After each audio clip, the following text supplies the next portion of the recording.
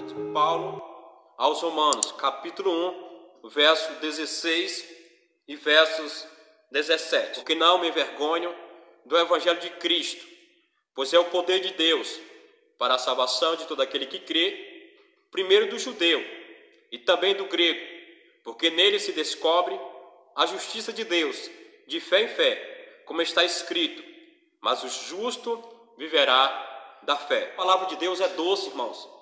Como a palavra de Deus é maravilhosa, nós temos que ter esse desejo pelas Sagradas Escrituras, né? Porque ela é mel, ela alimenta nosso ser. Porque não me envergonho do Evangelho de Cristo, pois é o poder de Deus para a salvação de todo aquele que crê, primeiro do judeu e também do grego. Irmãos, o texto que ora nós acabamos de ler, Paulo escreveu para a igreja que estava em Roma, e ele tinha um propósito com isso. O propósito do apóstolo Paulo era, mais uma vez, poder demonstrar para os irmãos, poder compartilhar aquilo que Deus havia derramado em sua vida, um conhecimento dos céus, um conhecimento não tão somente humano, mas um conhecimento celestial. E quando nós lemos a epístola de Paulo, nós podemos perceber uma carta especial, uma carta de grande profundidade. É uma carta ao qual nós podemos ver que Paulo ele usa palavras precisas, ele usa usando palavras santos, usa a palavra evangelho, usa a palavra Deus, o Filho de Deus, ele usa a palavra, isso tudo no primeiro capítulo, usa a palavra santificação, usa a palavra ressurreição, e Paulo usa uma série de palavras, tudo inspirado pelo Espírito Santo de Deus. E quando nós pegamos esse verso 16, onde diz: porque não me envergonho do Evangelho de Cristo, pois é o poder de Deus para a salvação de todo aquele que crê, primeiro do judeu e também do grego. Meus amados e queridos irmãos, quando nós olhamos para a vida do apóstolo Paulo, um ícone, ou seja, alguém que verdadeiramente, pela graça e misericórdia do Senhor, se destacou no cristianismo. A vida do apóstolo Paulo, ela serve de exemplo para a minha vida e para a tua vida. Tão somente, não porque Paulo era superior a nós, não porque Paulo era superior aos apóstolos e aos demais que sucederam ou antecederam a ele, não. É porque na vida de Paulo havia e tinha a graça do Senhor sobre a vida de Paulo. O Espírito Santo de Deus estava sobre a vida de Paulo. Paulo era impulsionado pelo Espírito Santo de Deus para poder fazer as coisas do Senhor. Paulo amava Jesus Cristo, Paulo também amava ao Espírito Santo. E a conversão de Paulo é algo extraordinário. Quando nós olhamos no capítulo 9 de Atos dos Apóstolos, nós podemos ver que Paulo é um caso especial, Paulo é um caso diferente. Deus tem a sua maneira de trabalhar, Deus trabalha de multiforme, e na vida de Paulo tinha que ser desta maneira, porque o apóstolo Paulo, irmãos, não era um homem qualquer. O apóstolo Paulo era um homem dotado de conhecimento. O apóstolo Paulo era um homem ao qual ele já tinha no seu interior, na sua essência, algo voltado para o conhecimento, voltado para conhecer a Deus, voltado para poder estar inclinado para as coisas do Senhor. Mas ainda na vida do apóstolo Paulo faltava ali algo, talvez na vida de muitos e muitas pessoas possa ter e tem muito conhecimento acerca de Deus, acerca das coisas religiosas, das coisas sagradas. Assim também era Paulo, tinha muito conhecimento acerca de Deus, mas faltava algo na vida de Paulo para poder completar a sua vida, para poder, ou seja, faltava uma peça principal na vida de Paulo.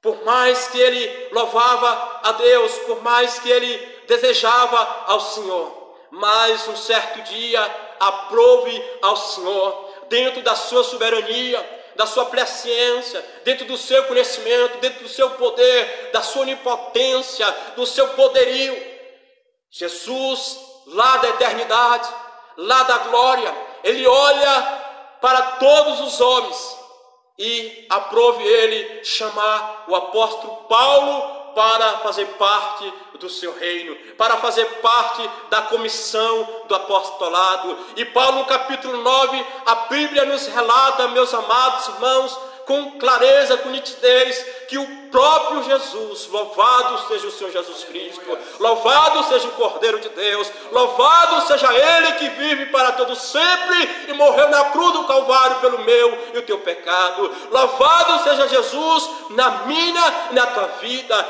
E o Senhor Jesus interceptou o apóstolo Paulo a caminho de Damasco com ordem dos principais sacerdotes e sumos sacerdotes para poder perseguir a igreja do Senhor. Paulo pensava, meus queridos irmãos, que ele estava perseguindo era o homem. Paulo achava que ele estava perseguindo era o próprio Cristo. Paulo achava que ele estava perseguindo era a pessoa humana. Mas quando nós lemos o capítulo 9, ainda dando uma introdução à questão de Paulo, nós vamos ver claramente que o próprio Jesus vai ao encontro de Paulo, e a Bíblia nos relata que ele estava com um exército, certos homens, uma quantidade, para poder ir atrás dos irmãos em Cristo Jesus. Mas a Bíblia diz que um clarão veio sobre Paulo e ele caiu do seu cavalo, louvado seja Deus. E ali todos ficaram atônitos, espantados, todos ficaram sem saber o que estava acontecendo. Mas a Bíblia relata que Paulo entendeu perfeitamente. E o próprio Jesus disse: Saulo, Saulo, por que tu me persegues? Irmãos, e naquele momento, ali se dá a conversão do apóstolo Paulo. Paulo estava conhecendo a pessoa mais doce. Paulo estava conhecendo, irmão, a pessoa mais maravilhosa que esse mundo teve a oportunidade de conhecer na sua época. Paulo estava tendo um encontro com o Senhor Jesus Cristo. E a partir daquele momento, a vida do apóstolo nunca mais foi a mesma. Irmãos, nosso tema nesta noite é o Evangelho de Cristo. O apóstolo Paulo, irmãos, ele se converte de uma forma extraordinária. E Paulo, seus companheiros, que foi com a missão de perseguir a igreja, eles voltaram para a sua cidade local. E Paulo, irmãos, jamais ele voltou o que era ser antes. A partir daquele momento, Paulo foi moldado, Paulo foi transformado, como um oleiro molda o barro. Assim o Senhor Jesus começou a moldar o apóstolo Paulo de uma maneira poderosa, e todos perceberam que havia algo que tinha acontecido na vida daquele homem chamado Paulo de Tarso. Todos percebeu, foi perceptível, irmão, a transformação na vida de Paulo. E eu quero nesta noite, irmãos, dizer para você, o próprio versículo nos dá a resposta: porque não me envergonho do Evangelho de Cristo. Irmãos, nós vivemos uma época, a igreja, ela passa por uma época de crise, de grandes dificuldades, de grandes desafios, mas uma coisa eu digo, impulsionado pelo Espírito Santo: nada pode parar a igreja de Cristo. Aleluia. Nada pode parar a noiva do Cordeiro. A noiva do Cordeiro é implacável, porque ela tem um Jesus poderoso, ela tem o Cordeiro vivo à sua frente. Aleluia. E quando ela tem o Cordeiro vivo, e quando ela tem esse Jesus que está vivo, ela vence qualquer dificuldade. Ela vence qualquer desafio, ela vence qualquer causa, ela vence qualquer batalha. Irmãos, é por isso que o texto fala conosco poderosamente. Quando nós lemos as Escrituras, nós podemos perceber que as nossas vidas estão longe daquilo que Deus quer. Que temos que melhorar nossas vidas, temos que melhorar nossa conduta cristã. Quando nós começamos a ler a Bíblia Sagrada, é como se você pegasse, irmãos, um papel e colocasse em frente com a luz, olhando aparentemente aquela folha de papel, ela é branca, mas quando nós colocamos ela exposta à luz, nós iremos encontrar na folha de papel várias imperfeições. Assim é a minha vida e a sua vida. Assim é a nossa vida, irmãos. Mas uma coisa eu quero dizer para você. Da mesma forma que Jesus Cristo interceptou a Paulo, Ele também interceptou a minha vida, a tua vida. Nós fomos alcançados pelo Evangelho de Cristo Jesus. E Evangelho, irmãos, significa boas novas. Evangelho, irmãos, significa mudança.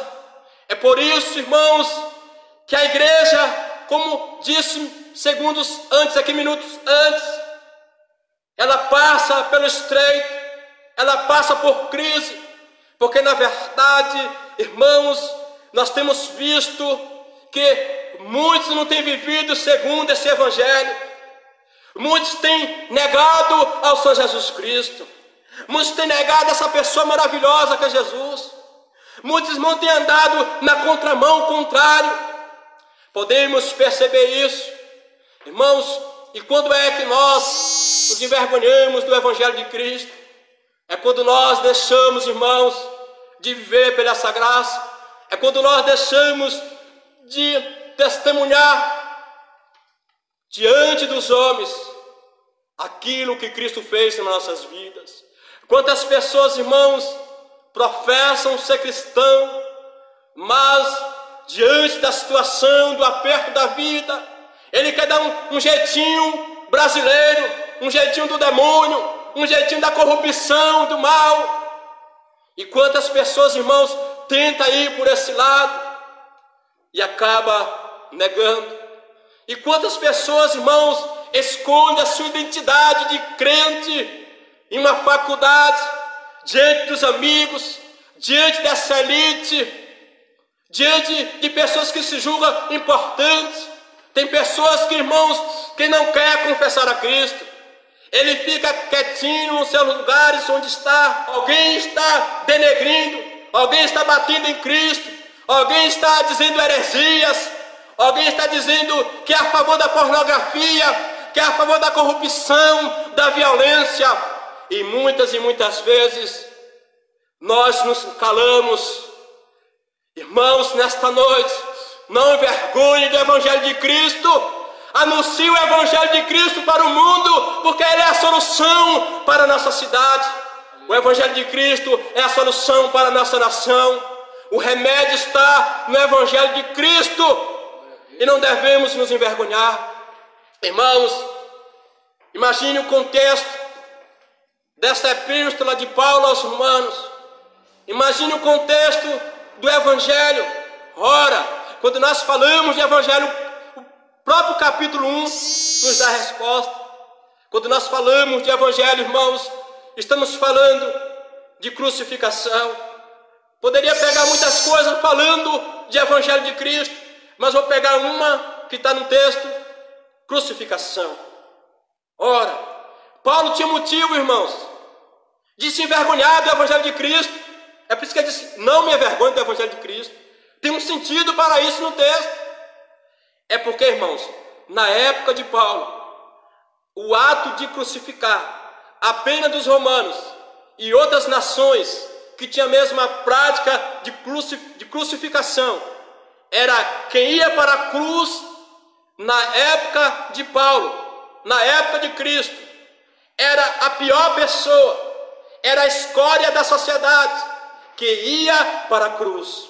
Então era vergonhoso dizer que alguém, além de ser judeu, que era rejeitado por muitas nações, e ainda esse judeu, ele foi crucificado. Mas mesmo com tudo isso, Paulo, irmãos, ele disse: eu não me envergonho do Evangelho de Cristo. Irmãos, devemos fazer notório o Evangelho de Cristo onde nós passar, onde nós for. Porque esse Evangelho de Cristo, ele tem poder. Olha o que diz após a vírgula: pois é poder de Deus para a salvação de todo aquele que crê. Irmãos, o Evangelho, o que é que o Evangelho faz?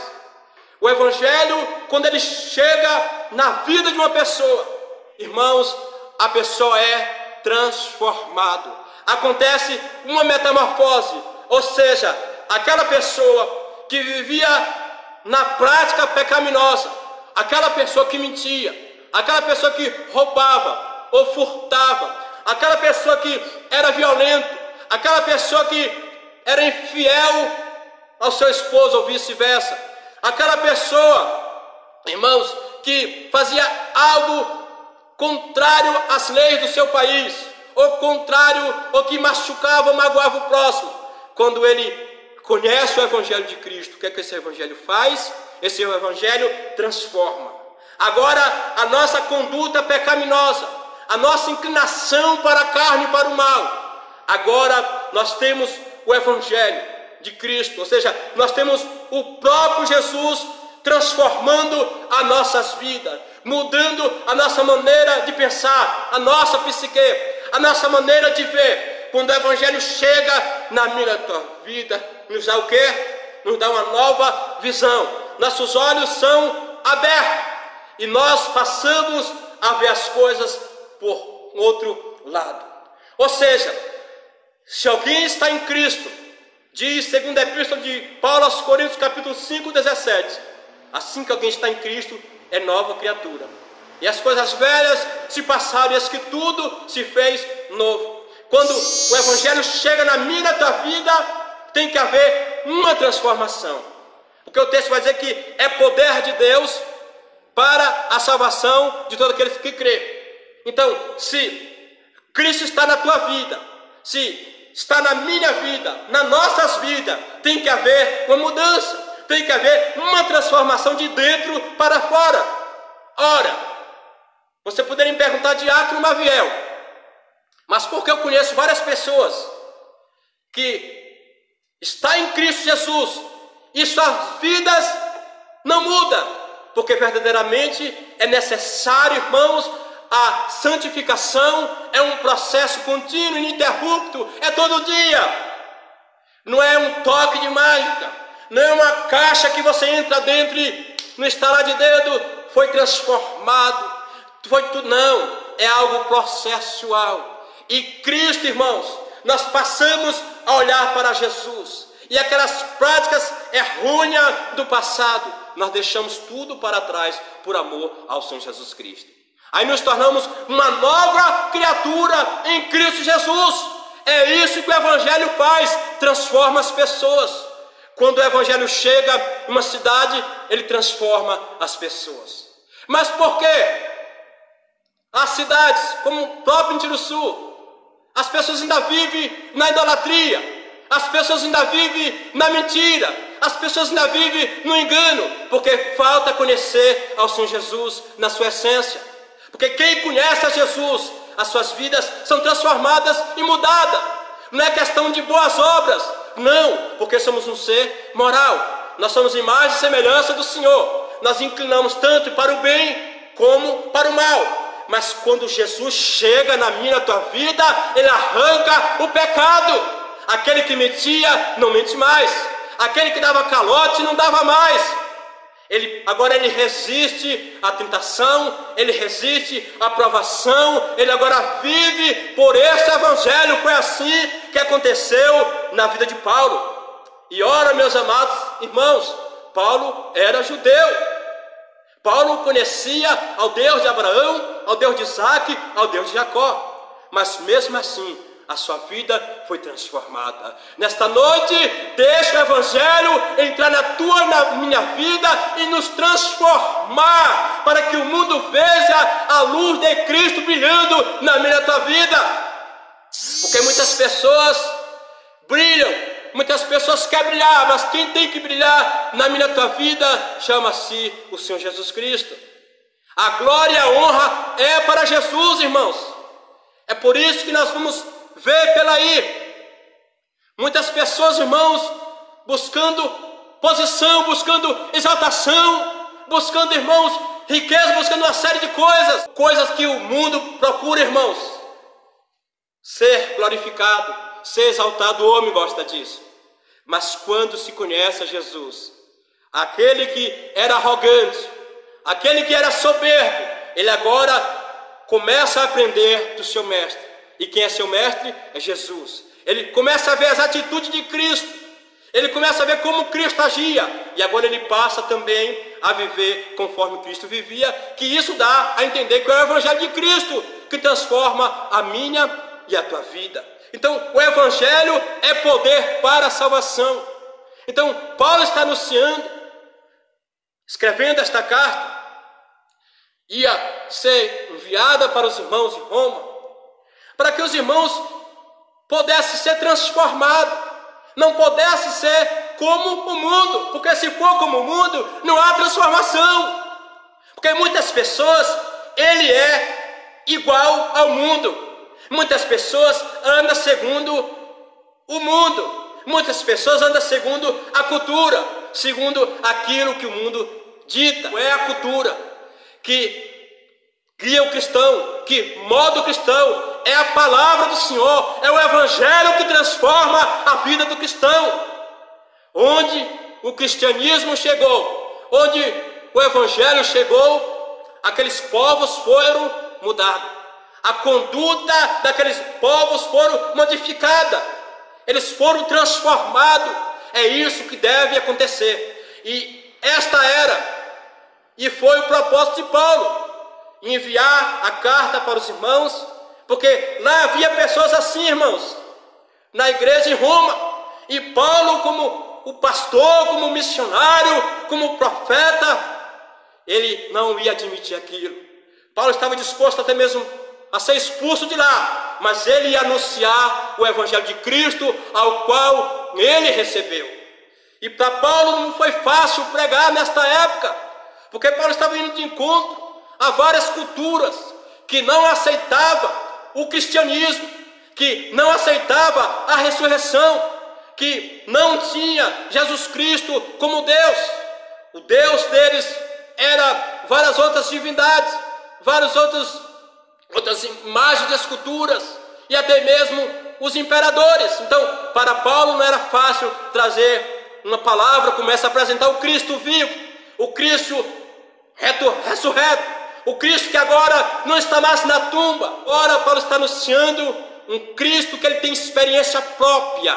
O próprio Jesus apareceu para ele, dando prova cabal que ele está vivo para todo sempre. Oh, louvado seja Deus! E Paulo agora está anunciando para as nações um Cristo vivo, um Evangelho que tem poder, um Evangelho que onde chega transforma, um Evangelho onde chega traz uma mudança totalmente na vida daqueles que é atingido pelo Evangelho de Cristo.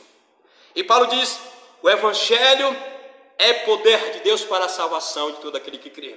É necessário crer de todo o coração, crer, como Paulo está pregando no capítulo 1, em toda a carta aos Romanos, crer que Jesus Cristo é o Filho do Deus vivo, crer que Jesus Cristo não está mais na cruz, que Jesus Cristo não está mais na tumba, é crer que Ele está sentado à direita de Deus Pai, é leão da tribo de Judá, é o Cordeiro Santo que intercede pela sua igreja.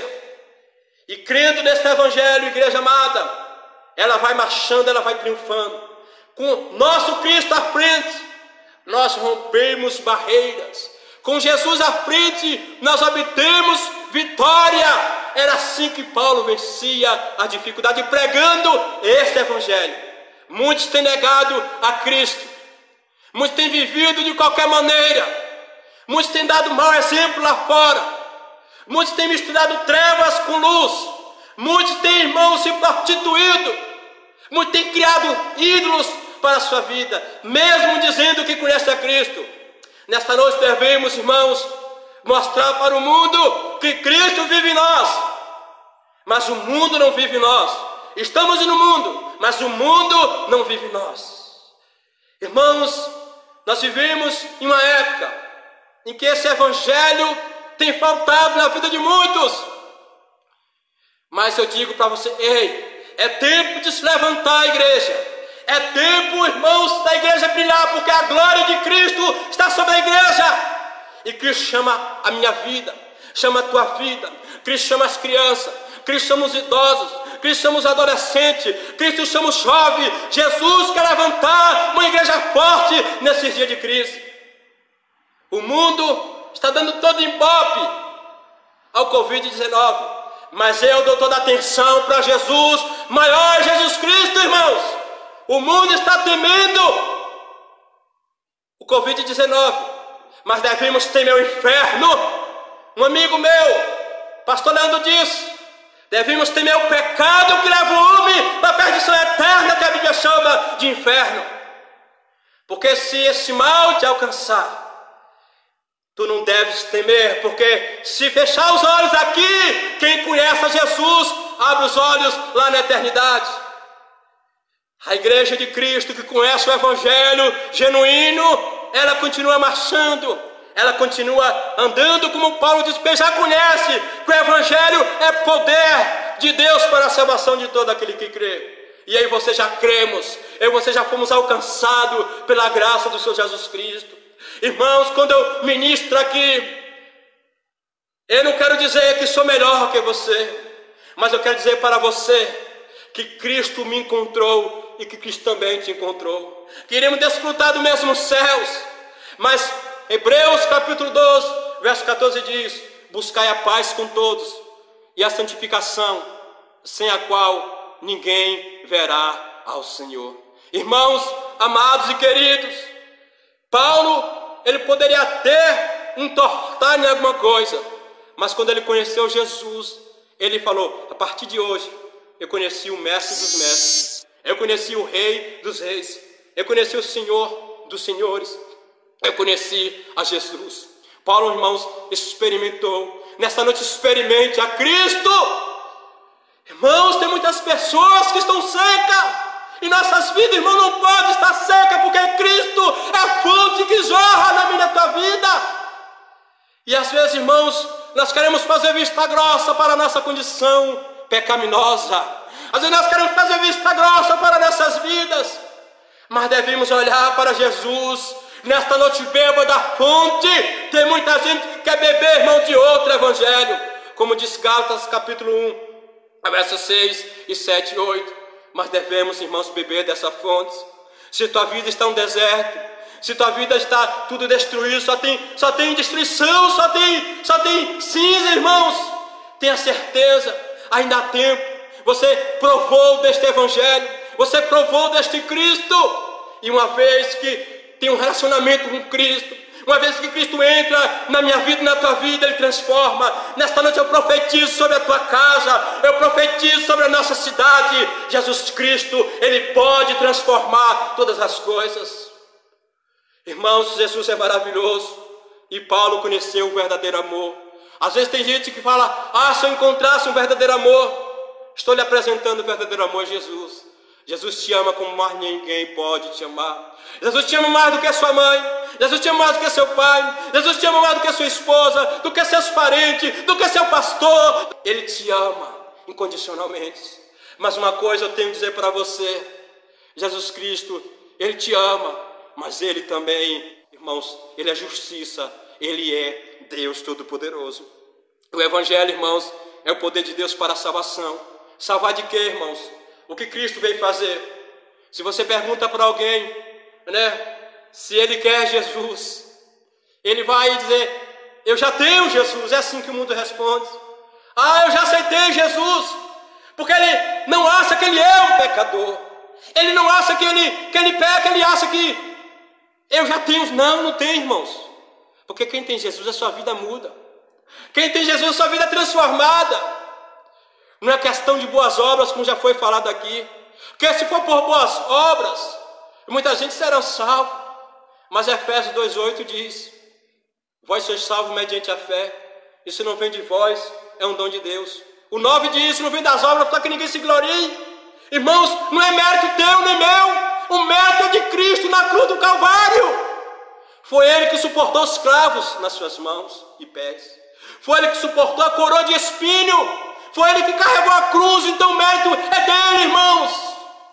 Tem muitas pessoas, irmãos, que se acham que tem mérito diante de Deus, que se acham, irmãos, que está na posição de medir a minha vida com a dele. Não, irmãos, nós não temos direito de apontar nosso dedo para ninguém, porque nós não temos direito de julgar ninguém, irmãos. Pecamos todos os dias, mas as Escrituras têm. Jesus tem, é Ele que cobra de mim e de ti. Foi Ele que transformou a vida de milhões e milhares. E esse Evangelho chegou à minha vida e à tua vida. O Evangelho é poder de Deus. O que Ele faz? Ele transforma, irmãos. Evangelho é poder, Evangelho é mudança de vida. Ei, como somos nós no nosso trabalho, como somos nós em casa, como somos nós, irmãos, dentro do mercado, como é a nossa conduta na faculdade, como é a nossa conduta no curso, como é a nossa conduta no campo. Irmãos, não podemos viver de aparência. O Evangelho nos transforma. Nós não precisamos ver, irmão. Precisamos crer que Jesus Cristo está conosco 24 horas. E muitas pessoas perderam o temor de Deus. Muitas pessoas já não almejam mais pela volta de Cristo. Muitas pessoas se comportam como um ateu, irmãos. Finge que Cristo não existe. Faz o que quer, vai onde quer, se envolve com quem quer. Irmãos, acho que Jesus Cristo fica com o coração doído quando eu e você, irmãos, não damos a total importância que Ele tem para nossas vidas. Eu acho que Jesus Cristo, irmãos, Ele fica triste quando olha para a minha vida e a tua vida, quando nós estamos fazendo pouco caso dEle, quando nós não oramos mais de madrugada, quando nós não lemos mais a Bíblia, quando as distrações, o videogame, Facebook, WhatsApp e outras redes sociais roubam o tempo de Deus na minha e na tua vida. Talvez esse seja o motivo da minha vida e a tua vida muitas vezes está seca, sem a presença do Senhor, porque às vezes, irmão, está faltando o óleo do Espírito Santo na minha e na tua vida. E o cristianismo, o Evangelho faz isso. Evangelho não é mar de rosa, cristianismo é mudança, irmãos. Cristianismo é dor, cristianismo é perda, cristianismo muitas vezes é derrota. O que é isso, diácono? É assim, porque ensinaram para você que você tem que sempre triunfar. Ensinaram para você que a depressão não vai chegar na sua casa. Ensinaram para você que seu filho nunca iria morrer. Ensinaram para você que você nunca ia ser assaltado. Ensinaram para você que você não quer ficar desempregado. Ensinaram para você que sua esposa não queria lhe trair, ou vice-versa. Ensinaram para você um evangelho triunfalista. Um evangelho, irmãos, moldado ao evangelho que se tornou popular. Ensinaram para você um evangelho que dá 10 para receber 100. Ensinaram para você que dá seu Corolla para receber um Hilux. Ensinaram para você que você tem que sempre triunfar. Mas olhe para Jesus. Jesus, irmão, nos deu um exemplo. O Filho de Deus. A cena que fizeram com o nosso Cristo era necessária, mas foi uma cena horrorosa. Ele mostrou, irmãos, o que é sofrer por Deus. Você está disposto a renunciar por esse evangelho? Você está disposto, irmãos? Porque ele diz, olha, primeiro do judeu e também do grego. Ou seja, irmãos, grego, gentios. Ou seja, nações pagãs. Nações que tinham seus deuses. Nações que provocavam a ira de Deus. Mas o evangelho chegou para todos. O evangelho não é só da minha denominação, da igreja que eu congrego. Não, o evangelho é para todos. Cristo é para todos, irmãos. Porque tem um certo tipo de cristão que ele parece que é melhor do que tu, irmãos. Ele passa por mim e nos trata às vezes como um inseto, parece que a gente não existe. Mas Jesus veio para todos, transformar todos. Gregos e judeus, a nação chamada, que não reconheceu o seu Senhor e seu Rei, mas eu e você reconhecemos como gentios. Nós nos voltamos para o Evangelho e aqui estamos, e Cristo nos transformou. O Evangelho de Cristo que transforma a todo homem, e que a graça de Deus e o seu doce amor, essa doce misericórdia esteja sobre a minha vida e a tua vida. Irmãos, eu finalizo essa live dizendo para você, olha, quantas e quantas vezes o Espírito Santo está gemendo, quantas e quantas vezes o Espírito Santo está nos chamando para algo mais sério. Irmão, se não perca tempo, não fique com o olho no mundo, mas fique com o olho em Jesus Cristo.